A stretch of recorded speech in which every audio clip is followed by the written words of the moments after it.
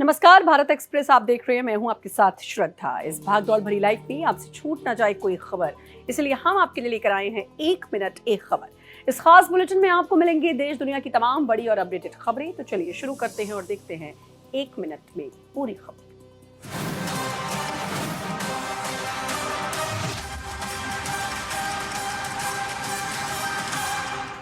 तारिक रहमान की Bangladesh nationalist party ने 13वें आम चुनावों में अपना परचम लहरा दिया है। जीत पर पीएम मोदी ने तारिक रहमान और उनकी पार्टी को बधाई दी। बांग्लादेश चुनाव के नतीजे साफ हो गए हैं। तारिक रहमान के नेतृत्व वाली बांग्लादेश नेशनल पार्टी बीएनपी को 13वें आम चुनाव में निर्णायक जीत मिली है। बीएनपी ने 212 सीटें जीती हैं। पार्टी को 2/3 का प्रचंड बहुमत मिला है और इसी के साथ नेता तारिक रहमान पीएम की कुर्सी पर बैठने को तैयार हैं। पिछले 1.5 साल से अंतरिम सरकार देश की सत्ता चला रही थी, लेकिन अब इस पद पर लोकतांत्रिक पीएम के तौर पर तारिक रहमान होंगे। बताया जा रहा है कि तारिक रहमान 14 फरवरी को प्रधानमंत्री पद की शपथ ले सकते हैं। भारत के प्रधानमंत्री नरेंद्र मोदी ने बांग्लादेश आम चुनाव में नेशनलिस्ट पार्टी बीएनपी को मिली बम्पर जीत को लेकर तारिक रहमान को बधाई दी है। पीएम मोदी ने कहा, मैं बांग्लादेश में संसदीय चुनाव में बीएनपी को जीत दिलाने के लिए मिस्टर तारिक रहमान को हार्दिक बधाई देता हूँ। ये जीत आपके नेतृत्व में बांग्लादेश की जनता के भरोसे को दर्शाती है।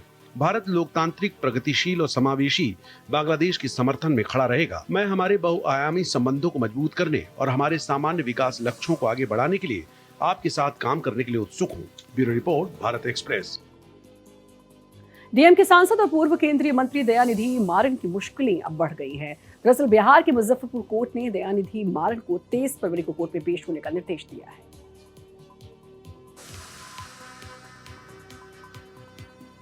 डीएम के सांसद और पूर्व केंद्रीय मंत्री दयानिधि मारन की मुश्किलें बढ़ गई हैं।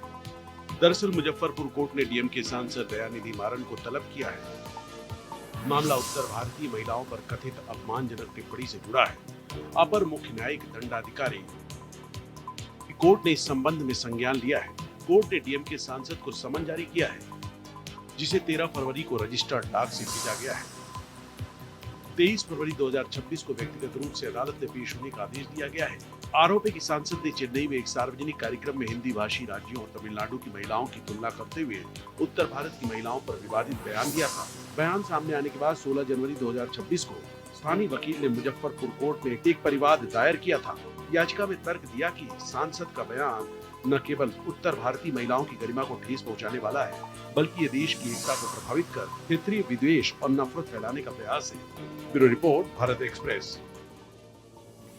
पटना के फुलवारी शरीफ में 12वीं की छात्रा की अपार्टमेंट से गिरकर मौत ने अब तूल पकड़ लिया है। परिजनों ने रेप के प्रयास और हत्या का आरोप लगाते हुए हंगामा किया।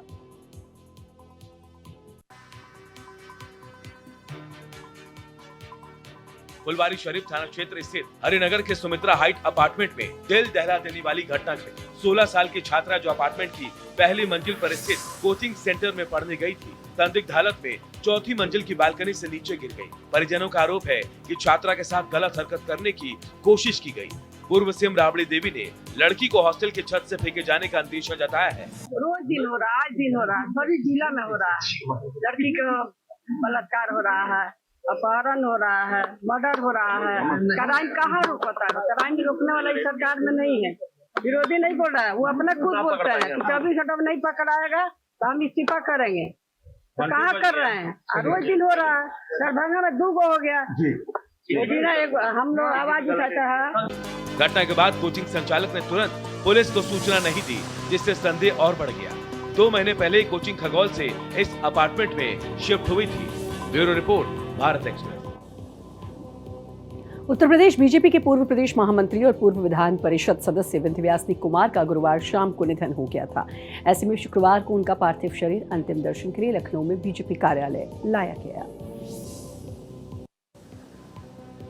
भारतीय जनता पार्टी के पूर्व प्रदेश महामंत्री विंध्यवासिनी कुमार का गुरुवार शाम को निधन हो गया। उनके निधन की सूचना मिलते ही पार्टी कार्यकर्ताओं और समर्थकों में शोक की लहर दौड़ गई। शुक्रवार को विंध्यवासिनी कुमार का पार्थिव शरीर अंतिम दर्शन के लिए लखनऊ के बीजेपी मुख्यालय लाया गया। यहाँ बड़ी संख्या में पार्टी पदाधिकारी, कार्यकर्ता और समर्थक श्रद्धांजलि अर्पित करने पहुँचे। इस दौरान बीजेपी के कई वरिष्ठ नेताओं ने विंध्यवासिनी कुमार के पार्थिव शरीर को मुख्यालय पहुंचकर पुष्पांजलि अर्पित की और दिवंगत नेता के योगदान का याद किया। नेताओं ने कहा कि कि विंध्यावासिनी कुमार संगठन के मजबूत स्तंभ थे और उन्होंने पार्टी को प्रदेश में मजबूती देने में महत्वपूर्ण भूमिका निभाई। पार्टी पदाधिकारियों ने उनके निधन को संगठन के लिए अपूर्ण क्षति बताया। उन्होंने कहा कि उनके अनुभव, समर्पण और मार्गदर्शन को सदैव याद रखा जाएगा। विंध्यावासिनी कुमार के निधन से बीजेपी संगठन में शोक का माहौल है। पार्टी मुख्यालय में श्रद्धांजलि कार्यक्रम आयोजित कर उन्हें भावभीनी विदाई दी गई। बता दें कि विंध्यावासिनी कुमार पिछले काफी समय से बीमार चल रहे थे। Bureau report, Bharat express. Bollywood actor Ranveer Singh और फिल्ममेकर रोहित शेट्टी को एक बार फिर धमकी मिली है। लॉरेंस गैंग से जुड़े गैंगस्टर हैरी बॉक्सर के नाम से ये धमकी दी।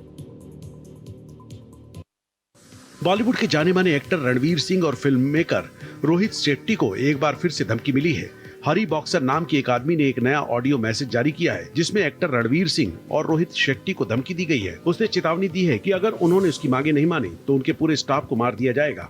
रिकॉर्डिंग में बोलने वाले ने लॉरेंस बिश्नोई गैंग के हरी बॉक्सर होने का दावा किया है और कहा है ये मैसेज पूरे बॉलीवुड के लिए है, खासकर रणवीर सिंह का नाम लेते हुए। उस आदमी ने आरोप लगाया कि रणवीर सिंह पिछले कमिटमेंट से मुकर गए थे और उसे समय पर लाइन में वापस आने या नतीजे भुगतने की चेतावनी दी थी। इस धमकी के बाद पुलिस भी एक्शन में है। फिल्म मेकर रोहित शेट्टी और रणवीर सिंह को एक बार फिर से लॉरेंस बिश्नोई गैंग की तरफ से धमकी मिली है। इस धमकी में कहा गया है कि अगर उनकी मांगों को पूरा नहीं किया जाता है तो वो उनके सारे स्टाफ को खत्म कर देंगे। हालांकि इस धमकी के बाद अब मुंबई पुलिस और क्राइम ब्रांच की टीम जांच में जुटी हुई है। इसके पहले भी फिल्म मेकर रोहित शेट्टी और रणवीर सिंह को धमकी दी गई थी। कैमरामैन रोहन के साथ में अंशुल तिवारी, भारत एक्सप्रेस। शुक्रवार को पूर्णिया सिविल कोर्ट को उड़ाने की धमकी मिली। ये धमकी ईमेल के जरिए दी गई, जिसके बाद कोर्ट परिसर को खाली करवाया गया। बिहार में इन दिनों कोर्ट को बम से उड़ाने की धमकी लगातार मिल रही है। पटना सिविल कोर्ट में हाल ही में लगातार 3 दिनों तक धमकी मिली। वहीं अब पूर्णिया सिविल कोर्ट को बम से उड़ाने की धमकी मिली है। वहीं सिविल कोर्ट को बम से उड़ाने की धमकी मिलने के बाद प्रशासन पूरी तरह अलर्ट हो गया है। सूचना मिलते ही सुरक्षा एजेंसियां सक्रिय हो गई है और कोर्ट परिसर के चप्पे चप्पे की जांच शुरू कर दी गई।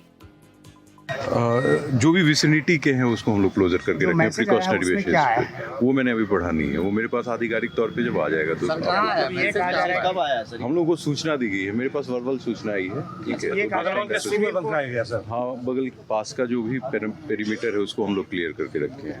बगल में एक स्कूल को भी उड़ाने की नहीं, ऐसा कुछ नहीं है। सुरक्षा को लेकर सर हाँ, वो प्रिकॉशनरी मेजर है हम लोगों का। धमकी के कारण कोर्ट का कामकाज कई घंटों तक बाधित रहा। फिलहाल पुलिस ईमेल भेजने वाले की पहचान में जुटी है। वहीं मामले की गंभीरता से जांच की जा रही है। Bureau report, Bharat express. Mahashivratri त्योहार को देखते हुए मुजफ्फरनगर में मीट की दुकानों को तिरपाल से ढकवाया गया है, ताकि शिव भक्त कांवड़ियों को किसी तरह की कोई परेशानी ना हो। महाशिवरात्रि को देखते हुए उत्तर प्रदेश के मुजफ्फरनगर में पुलिस ने कांवड़ मार्ग पर पड़ने वाले सभी मीट की दुकानों को तिरपाल से ढकवा दिया है, ताकि यहाँ से गुजरने वाले शिव भक्त कांवड़ियों को किसी भी प्रकार की कोई परेशानी ना हो और शांतिपूर्ण तरीके से शिवरात्रि के पर्व को संपन्न कराया जा सके।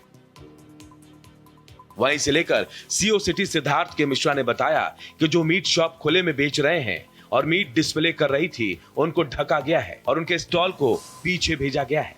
इसी बीच जो मीट शॉप्स खुले में मीट बेच रही हैं और मीट डिस्प्ले कर रही थी, उनको ढका गया है और उनके स्टॉल्स को पीछे भेजा गया है।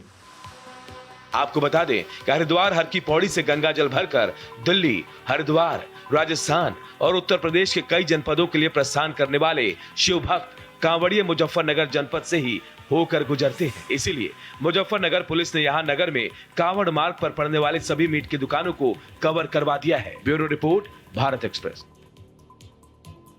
फरीदाबाद के सूरजकुंड मेले में पंजाबी लोक गायक अशोक मस्ती ने समा बांध दिया। उनके बेहतरीन गानों से दर्शकों का दिल खुश हो गया। फरीदाबाद में चल रहे 39वें सूरजकुंड अंतर्राष्ट्रीय शिल्प मेले की सांस्कृतिक संध्या उस समय रंगीन हो उठी जब मशहूर पंजाबी लोक गायक अशोक मस्ती ने अपनी शानदार प्रस्तुति से समा बांध दिया। मंच पर आते ही उन्होंने अपने लोकप्रिय गीतों से माहौल को उत्सव में बदल दिया। अशोक मस्ती पंजाबी लोक संगीत की दुनिया का जाना पहचाना नाम है। उनका जन्म पंजाब में हुआ और बचपन से ही उन्हें संगीत में गहरी रुचि रही। पारंपरिक लोक धुनों और देसी अंदाज में गाए गए गीतों ने उन्हें खास पहचान दिलाई। अपने लंबे संगीत सफर में अशोक मस्ती ने कई हिट गीत दिए हैं जो आज भी शादियों, मेलों और सांस्कृतिक आयोजनों की शान बने हुए हैं। सूरज कुंड मेले में उनकी प्रस्तुतियों ने न सिर्फ दर्शकों का दिल जीता बल्कि मेले की सांस्कृतिक विविधता को और भी समृद्ध किया। कलाकार की ऊर्जा और लोक संगीत की मिठास ने इस शाम को यादगार बना दिया। Bureau report, Bharat express. खबर यूपी के मेरठ से, जहां एक शादी को लेकर जबरदस्त विवाद खड़ा हो गया। वजह लड़की का हिंदू होना और लड़के का मुस्लिम होना। क्या है पूरी कहानी, वीडियो देखिए। मेरठ में 13 फरवरी को होने वाली एक शादी को लेकर जबरदस्त विवाद खड़ा हो गया। वजह यह है कि दुल्हा मुस्लिम है और दुल्हन हिंदू है, जिसका नाम आकांक्षा गौतम है। शादी के कार्ड वायरल होने के बाद हिंदू संगठन ने इसे रविवार का मामला बताया है और सीएम योगी से मामले का संज्ञान लेने, शादी रुकवाने और संबंधित लोगों के खिलाफ कड़ी कार्रवाई की मांग भी की है। वहीं दूसरी तरफ लड़की ने बताया है कि वो अपनी मर्जी से शादी कर रही है। उसने कहा है कि वो सनातनी नहीं है, वो अम्बेडकरवादी है। सर, मेरे कार्ड पे साहिल छपने का रीजन ये था क्योंकि मेरी शादी बौद्ध धर्म के हिसाब से होने वाली थी, क्योंकि मैं सनातनी नहीं हूँ, मैं सनातन धर्म को नहीं मानती हूँ, मैं अम्बेडकरवादी हूँ और मेरी शादी बौद्ध धर्म के हिसाब से होने वाली थी, इसलिए मेरी मदर ने उसको निकनेम साहिल दिया। हालांकि लड़की के चाचा ने हिंदू संगठन के साथ गंगानगर थाना में लड़के पर मुकदमा दर्ज कराया है और दावा किया है कि शाहवेज ने लड़की को बहला फुसलाकर शादी के लिए तैयार किया है। सोशल मीडिया पर इस विवाह को लेकर तरह तरह के दावे और प्रतिक्रियाएं सामने आ रही है, जिससे इलाके में तनाव का माहौल बनता जा रहा है। पुलिस ने पूरे क्षेत्र में निगरानी बढ़ा दी है और किसी भी अप्रिय घटना को रोकने के लिए अतिरिक्त सुरक्षा इंतजाम किए गए हैं। Bureau report, Bharat express. Chhattisgarh के अंबिकापुर में कोयला खदान से चोरी करने वाले गिरोह को पुलिस ने पकड़ लिया। मामले में पुलिस ने 21 लोगों को गिरफ्तार किया।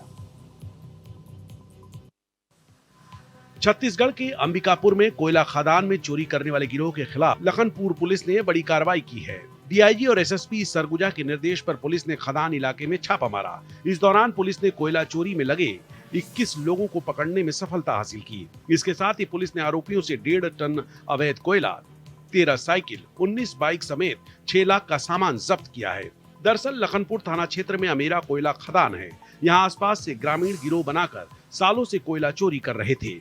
ग्रामीण बाइक लेकर खदान परिसर में प्रवेश करते थे, दबंगई दिखाते हुए कोयले की चोरी करते थे और अगर खदान परिसर में मौजूद कर्मचारियों और सुरक्षा कर्मी कोयला चोरी रोकने की कोशिश करते तो वो चोर मारपीट पर उतर आते थे। कोयला चोरी से प्रबंधन को प्रतिदिन लाखों का नुकसान हो रहा था। ऐसे में सरगुजा पुलिस ने कोयला चोरों के खिलाफ बड़ी कार्रवाई की।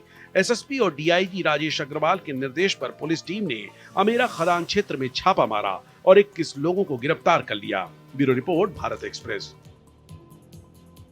यूपी के सुल्तानपुर में शादी के नाम पर लोगों के साथ ठगी करने वाले गैंग का पुलिस ने खुलासा किया। पुलिस ने मामले में 4 लोगों को गिरफ्तार किया। सुल्तानपुर में एक ऐसी लुटेरी दुल्हन गैंग सामने आया है जो पहले शादी करता है और फिर परिवार से पैसे वसूलता है। दरअसल राजस्थान के करौली के रहने वाले जगदीश अपने बेटे रोहिताश का विवाह देवरिया जिले की रहने वाली सुमन नाम की युवती से करने पहुंचे थे। शादी के बाद जगदीश अपने बेटे, बहू और उसकी सहेली के साथ पूर्वांचल एक्सप्रेसवे से राजस्थान लौट रहे थे। रास्ते में दुल्हन सुमन ने गाड़ी रुकवा दी। इसके बाद उसने और उसकी सहेली ने पैसों की मांग शुरू कर दी। जब जगदीश ने पैसे देने से इनकार किया तो दोनों ने अपने अन्य साथियों को बुला लिया और फर्जी मुकदमे में फंसाने की धमकी देने लगे। डरे सहमे पीड़ित ने तुरंत रुपए दिए, लेकिन जब मांग बढ़ती गई तो उन्होंने पुलिस का दरवाजा खटखटाया। पूर्वांचल एक्सप्रेसवे के 110 किलोमीटर कैंटीन पर शशि व सुमन द्वारा गाड़ी रोककर पैसे की मांग की जाने लगी। वह पैसा न देने पर अपने गिरोह के आदमियों को बुलाकर जान से मरवाने की धमकी देने लगी। पीड़ित परिवार की शिकायत पर पुलिस ने दुल्हन, उसकी सहेलियों समेत 4 लोगों को गिरफ्तार कर लिया है। वहीं गिरोह के अन्य सदस्यों की तलाश जारी है। यूपी के फिरोजाबाद पुलिस ने 21 साल से फरार इनामी बदमाश को मुठभेड़ में गिरफ्तार किया। उसके खिलाफ 17 मुकदमे दर्ज हैं। फिरोजाबाद पुलिस ने 21 साल से फरार चल रहे 50,000 रुपए के इनामी बदमाश परवेज को मुठभेड़ में गिरफ्तार कर लिया। आरोपी लंबे समय से पुलिस की आंखों में धूल झोंककर पहचान बदल बदल कर रह रहा था। एसपी रविशंकर के अनुसार परवेज पर फिरोजाबाद और अलीगढ़ के अलग अलग थानों में करीब 17 मुकदमे दर्ज हैं। देखिए, परवेज है, रामगढ़ थाना क्षेत्र का रहने वाला है। हाल पता ये वारसी थाना अलीगढ़ इसका है। ये उत्तर थाने में वर्ष 2005 में 140/2005 460 आईपीसी का एक अभियोग पंजीकृत हुआ था। लगातार 21 सालों से फरार चल रहा था। इसमें डीआईजी आगरा रेंज साहब द्वारा इसमें 50,000 का इनाम भी इसके विरुद्ध घोषित किया गया था। पुलिस के मुताबिक एसओजी इसी बीच जानकारी मिली परवेज थाना उत्तर क्षेत्र की बैंदी की पुलिया के पास छिपा है। पुलिस टीम ने दबिश दी तो आरोपी ने फायरिंग शुरू कर जवाबी कार्रवाई में पुलिस की गोली परवेज के पैर में लगी, जिसके बाद वो घायल हो गया। इलाज के लिए अस्पताल में भर्ती किया गया है। पूछताछ में परवेज ने बताया कि वो 6 सालों से अपने पिता का नाम बदल कर अलग अलग जगहों पर रह रहा था। साल 2005 से एक मामले में वो फरार चल रहा था। 50,000 रुपए का उस पर इनाम घोषित कर रखा था। Bureau report, Bharat Express. Pali में नशा तस्करों पर एंटी नारकोटिक्स टास्क फोर्स ने बड़ी कार्रवाई की। इस दौरान नशा तस्करों से टीम की भिड़ंत हुई, जिसमें एक की मौत हो गई, वहीं दूसरे को गिरफ्तार किया गया।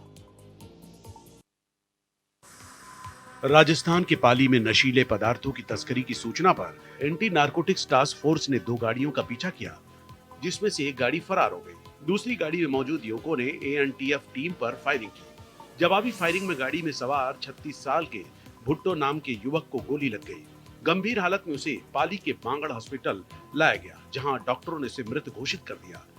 देर रात की ये घटना है, इसके अंदर तस्करों को काउंटर चेक किया गया और उस दौरान फायरिंग का एक्सचेंज होता है और एक आदमी की गोली लगी, जिसको कि उपचार हेतु हॉस्पिटल ले जाया गया था। उसकी डेथ हो गई है और एक हमारी कस्टडी में है। हमारे पे पुख्ता लीड है और हम प्रभावी कार्रवाई इस पे करेंगे ताकि इनको सख्त से सख्त सजा मिल पाए। पाली जिले में नवगठित एनटीएफ इकाई की ये अब तक की सबसे बड़ी और निर्णायक कार्रवाई मानी जा रही है, जिसने अंतर्राज्यीय तस्करी नेटवर्क की कमर तोड़ दी है। Bureau report, Bharat express. Cyber city Gurugram में एयरफोर्स के एनिमेशन डिपो के पास अवैध रूप से बने बैंक्वेट हॉल में आग लग गई। दिल्ली से सटे साइबर सिटी गुरुग्राम में उस वक्त हड़कंप मच गया जब फायर विभाग के पास सूचना मिली कि एयरफोर्स की एनिमेशन डिपो के पास बने बैंक्वेट हॉल में आग लग गई। फायर विभाग ने करीब 2 घंटे की कड़ी मशक्कत के बाद आग पर काबू पाया। इस दौरान बैंक्वेट हॉल जो शादियों के लिए सजाया गया था, वो जलकर राख हो चुका था। आग पर काबू पाने में 1 दर्जन से ज्यादा फायर ब्रिगेड को कड़ी मशक्कत करनी पड़ी। भीमनगर फायर स्टेशन से गाड़ियां निकाली और जैसे ही पता लगे भाई आग ज्यादा है तो सभी दमकल केंद्रों से 29, 37, भीमनगर, जोगियार सभी से गाड़ियां मौके पर आई और आग को बुझा दिया गया। आपको बता दें कि गुरुग्राम के ओल्ड दिल्ली रोड स्थित एयरफोर्स डिपो के बिल्कुल साथ में बना ये बैंक्वेट हॉल जो अवैध तरीके से चलाया जा रहा था, क्योंकि एयरफोर्स एनिमेशन डिपो के आसपास 900 मीटर के दायरे में किसी भी बैंक्वेट हॉल या वाटिका को एनओसी नहीं मिल सकती और ऐसे में यहाँ पे 2 दर्जन से ज्यादा बैंक्वेट हॉल अवैध तरीके से चलाए जा रहे हैं। इतना ही नहीं, एयरफोर्स डिपो में एनिमेशन रखा हुआ है। अगर आग ज्यादा फैलती तो एयरफोर्स एनिमेशन डिपो में भी बड़ा हादसा हो सकता था। Bureau report, Bharat express. 1 minute एक खबर में फिलहाल इतना ही। बाकी खबरों के लिए लगातार बनी रहिए भारत एक्सप्रेस के साथ।